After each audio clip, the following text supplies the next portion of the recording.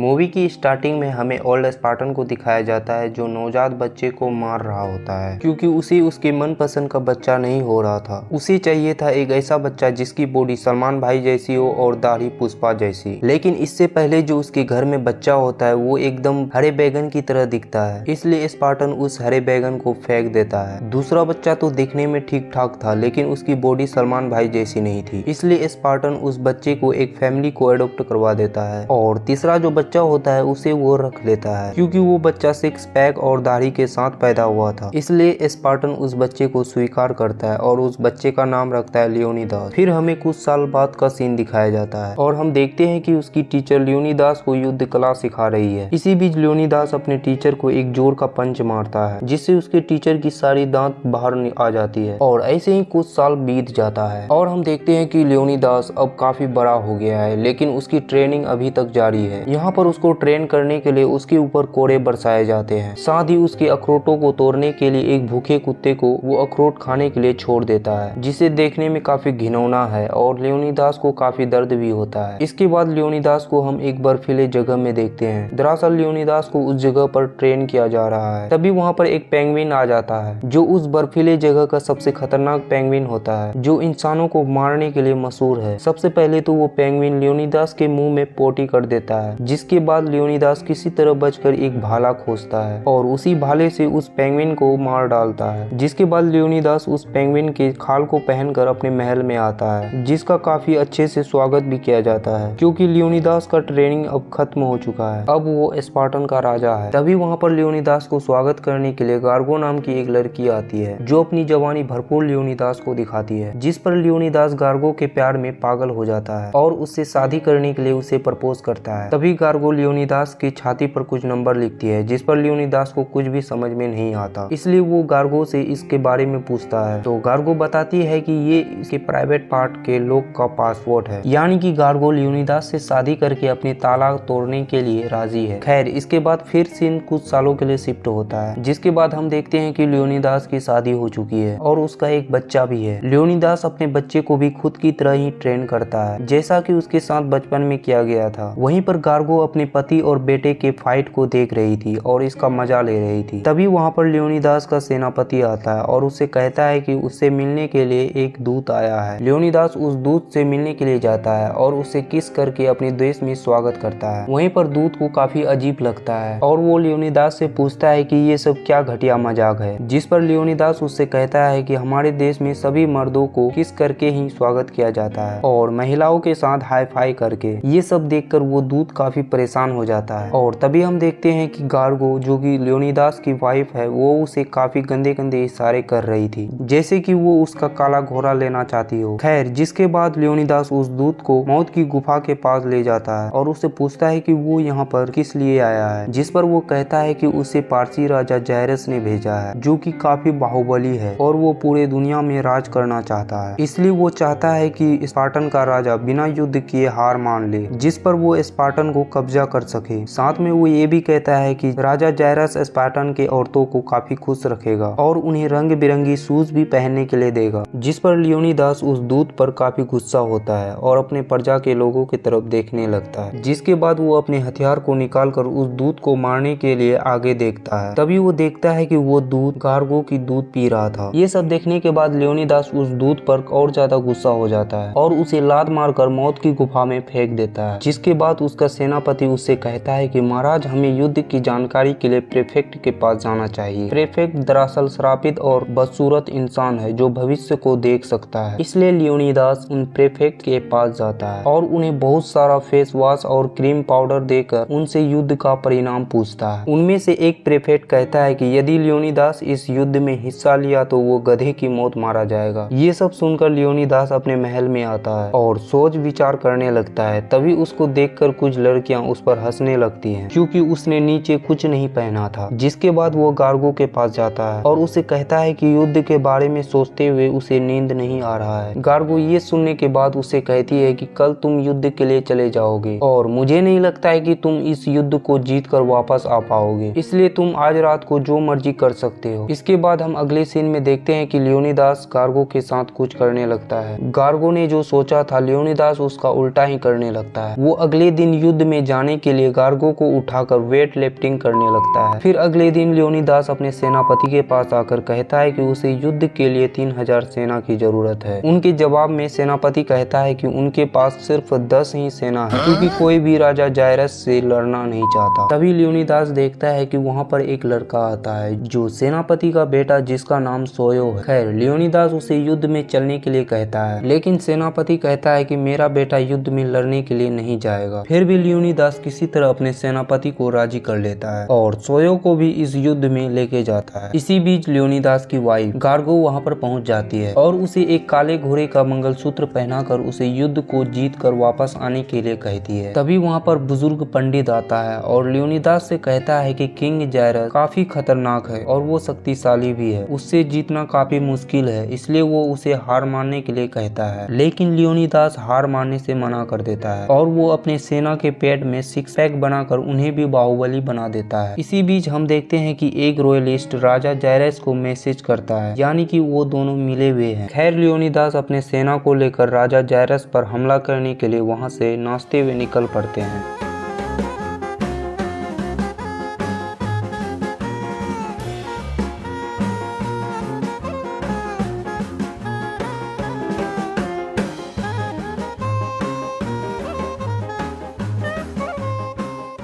इसी बीच हम देखते हैं कि उन्हें कोई फॉलो कर रहा था, जिसका चेहरा हमें नहीं दिखाया जाता। इधर लियोनिदास अपने सेना को लेकर एक पहाड़ के पास रुकता है और वो अपनी थकावट दूर करने के लिए एनर्जी ड्रिंक और फ्रूटी पीने लगते हैं। तभी वहाँ पर वो लड़की पहुँच जाती है जो उनका पीछा कर रही थी। उस लड़की का नाम पेरिस हिल्टन है, जो स्पार्टन की ही नागरिक है। क्योंकि उसकी शरीर का शेप सही नहीं था, इसलिए उसे स्पार्टन से निकाल दिया था। स्पार्टन में उन्हीं लोगों को रखा जाता है जो पूरी तरह से स्वस्थ हो। तभी पेरिस हिल्टन अपनी हक के लिए लियोनिदास से लड़ने लगती हैं और तभी अपनी शील्ड को ऊपर की तरफ फेंकती है, जो कि उसके सिर पर ही आकर गिरता है और वो वहीं पर बेहोश हो जाती है। इसी बीच वहाँ पर पार्शियन सेना पहुँच जाता है और सेनापति लियोनिदास को हार मानने के लिए कहता है, लेकिन लियोनिदास बिना युद्ध के हार मानने से मना कर देता है। इसी बीच हम देखते हैं कि लियोनिदास का एक सेना पार्शियन सेना पर अटैक करता है, लेकिन वो एक पत्थर के इतनी ऊपर से छलांग मारता है कि वो एक पहाड़ से टकराकर वहीं पर बेहोश हो जाता है। इसके बाद असली युद्ध शुरू होता है और हम देखते हैं कि यहाँ पर कोई युद्ध नहीं हो रहा है, बल्कि डांस कंपटीशन हो रहा है। दरअसल वे लोग खून खराबा किए बिना युद्ध का परिणाम सिलेक्ट करना चाहते थे, इसलिए पार्शियन और स्पार्टन दोनों देश के सेना इस डांस कंपटीशन में भाग लेते हैं। जो स्पार्टन की सेना डांस कंपटीशन को अच्छे से जीत लेते हैं और पार्शियन सेना को बहुत ही बुरी तरीके से मार डालते हैं। दूसरी तरफ हम महल में गार्गो को देखते हैं, जो अपना मसाज करवा रही थी। तभी वहाँ पर एक दूत आता है जो उसे हवस भरी आंखों से देख रहा था। साथ में वो ये भी कहता है कि लियोनिदास को और भी सेना की जरूरत है राजा जायरस के महल में हमला करने के लिए। अब वो ये सब सुनने के बाद गार्गो को लग रहा था कि लियोनिदास मर चुका है, इसलिए वो शादी.com में रजिस्टर कर ली थी और वहाँ से उसे काफी सारे शादी के ऑफर्स आ रहे थे। तभी हम एक लड़के को देखते हैं जो वैक्यूम क्लीनर से उस महल को साफ कर रहा होता है, जिसको देखकर गार्गो उसे इशारा करती है और यहाँ पर हमें पता चलता है कि उसके सूखे महल को घनघोर वर्षा की जरूरत है, वैक्यूम क्लीनर की नहीं। खैर, यहाँ पर दूत गार्गो से कहता है कि लियोनिदास अगर इस युद्ध को हार गया तो पूरी साम्राज्य पार्शियन राजा जायरस का हो जाएगा। साथ ही वो ये भी बताता है कि राजा जायरस गार्गो पर भी कब्जा कर सकता है और उसके खाली गोदाम में अपना सामान रख सकता है। ये सब सुनकर गार्गो दूत को एक सभा बैठाने के लिए कहती है और हम दूसरी तरफ लियोनिदास को देखते हैं, जिसके पास राजा जायरस आता है, जो कि दिखने में किसी गेंडे से कम नहीं, और वो वहाँ पर घटिया घटिया हरकतें करने लगता है। इसी बीच जब वो अपने रथ से उतर रहा होता है तभी वो गिर जाता है, जिसकी वजह से वो अपने एक सेना को मार डालता है, जिसको देखकर हमें पता चलता है कि राजा जायरस काफी खतरनाक राजा है। वो लियोनिदास को लड़कियां और मदिरे का लालच देकर उसे हार मारने के लिए कहता है, लेकिन लियोनिदास हार मानने से मना कर देता है, जिसकी वजह से जायरस अपनी एक औरत सेना को उसी मोटे आदमी के पास भेजता है और वो उस मोटे आदमी पर हमला करके उसके दोनों आंखें नोच लेती हैं। दूसरी तरफ हम गार्गो को देखते हैं, जिसके पास एक रॉयलिस्ट आता होता है और उसे गिलास को लेकर उसमें मौजूद सादे चाय को पीने लगता है। पूरा पीने के बाद कहता है कि चाय तो सही था लेकिन इसमें नमक थोड़ा ज्यादा था। ये सब सुनकर गार्गो कहती है कि तुमने जो पिया था ये चाय नहीं था बल्कि पेशाब था। खैर गार्गो उससे कहती है कि लियोनिदास को और ज्यादा सेना की जरूरत है लेकिन युद्ध के लिए कोई भी नहीं जाना चाहता, इसलिए गार्गो फैसला करती है कि जो भी युद्ध में लड़ने के लिए जाएगा उसे वो अपने गोदाम में सामान रखने के लिए देगी। इधर हम सोयो को देखते हैं जो कि लियोनिदास के पास आकर कहता है कि राजा जायरस को हम लोगों के ठिकाने का पता चल गया है और वो कभी भी 1000 सेना को लेकर यहाँ पर आ सकता है और हमारे पास सिर्फ 10 सेना। अब ये सब सुनने के बाद लियोनिदास समझ जाता है कि अब वो हारने वाला है, फिर भी वो हार नहीं मानता, जिसके बाद वो मोटा और अंधे सेना को अपना मंगलसूत्र देकर गार्गो को देने के लिए भेज देता है। कुछ ही समय बाद पार्थियन सेना और राजा जायरस वहाँ पर पहुँच जाता है और वो लियोनिदास को अपना सिर झुकाने के लिए कहता है लेकिन लियोनिदास सिर झुकाने से मना कर देता है। तभी राजा जायरस लियोनिदास से कहता है कि तुम्हारा शूज का लेस खुला हुआ है और तभी लियोनिदास अपने शूज को बांधने के लिए नीचे की ओर झुकता है। राजा जायरस ये सब देखकर अपने सेना से हाई फाई करता है क्योंकि उसने लियोनिदास को अपने सामने झुका दिया है। इधर लियोनिदास और उसके सेना भी हंसने लगते हैं क्योंकि स्पार्टन में सिर्फ लड़कियां ही हाई फाई करती है। राजा जायरस अपने ऊपर हंसते हुए काफी गुस्सा हो जाता है और वो कॉल करके 1000 सेना को बुलाने लगता है। दूसरी तरफ गार्गो को दिखाया जाता है जो सभी सेना के पास आकर अपना गोदाम दिखाती है और वो उन्हें युद्ध में जाने के लिए राजी करती है। इधर हम स्पार्टन सेना को देखते हैं जो पार्थियन सेना पर हमला करता है और एक एक करके पार्थियन सेना को मारने लगता है। इसी बीच राजा जायरस एक भाला फेंकता है और स्पार्टन सेनापति वहीं पर मारा जाता है। कुछ समय बाद लियोनिदास देखता है कि उसका सेनापति मर चुका है तो वो जायरस पर बहुत ज्यादा गुस्सा हो जाता है और दोनों हाथों में गन लेके फ्री फायर खेलने लगता है। इधर जायरस भी अपने कार को एक रोबोट में बदल लेता है और स्पार्टन सेना के ऊपर गिर जाता है जिसमें लियोनिदास और उसके सभी सेना भी मारा जाता है। इसके बाद हम उसी अंधे को देखते हैं जो किसी तरह गार्गो के पास पहुंच गया था। क्योंकि वो अंधा है इसलिए वो गार्गो को टच करके देखता है तो पता चल जाता है कि ये रानी गार्गो ही है। इसके बाद वो उसे वही काला घोड़ा का मंगलसूत्र देता है जिसे लियोनिदास गार्गो को देने के लिए कहा था। तो गाइस यदि आपको ये वीडियो अच्छा लगा हो तो एक लाइक कर देना जिससे हम मोटिवेट हो पाए। साथ में सब्सक्राइब वाला बटन भी दबा देना जिससे आपको ऐसे ही मूवी एक्सप्लेन मिलता रहे। जय हिंद।